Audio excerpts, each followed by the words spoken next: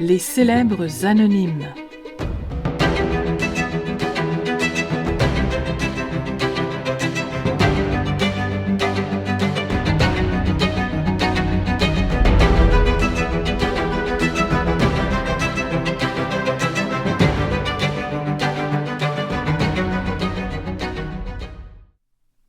Tilou.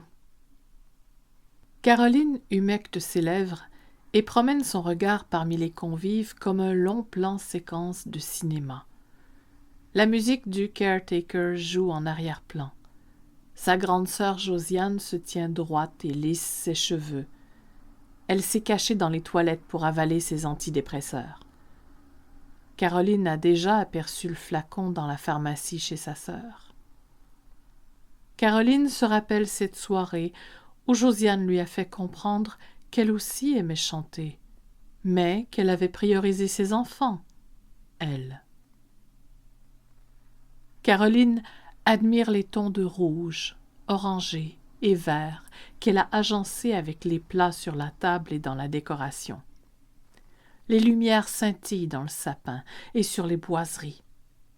Jean-Paul, assis près de l'arbre, a déjà trop bu.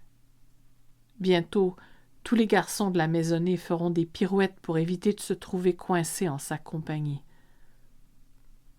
Tout le monde est bien habillé et maquillé. Tous lui ont dit qu'elle devrait faire une croix sur sa carrière de chanteuse, que ce n'est pas une vie pour un enfant. Caroline avale une gorgée de vin chaud et sourit en voyant son fils. Elle ressent de la fierté.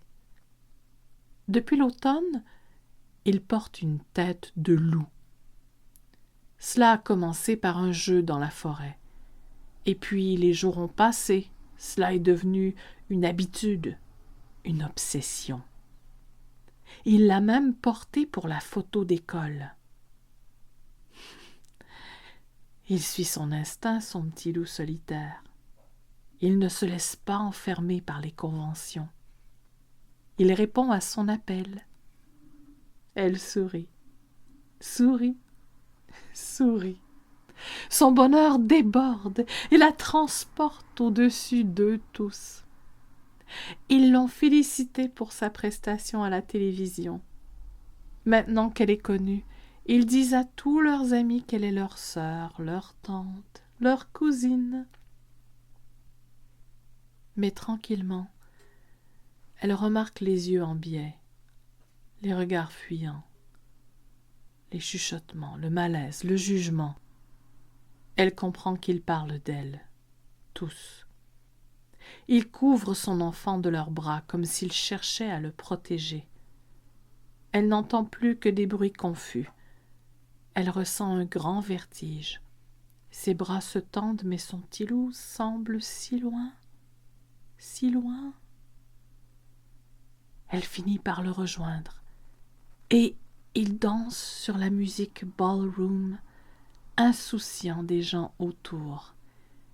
Ils resteront indifférents partout à la fin des temps.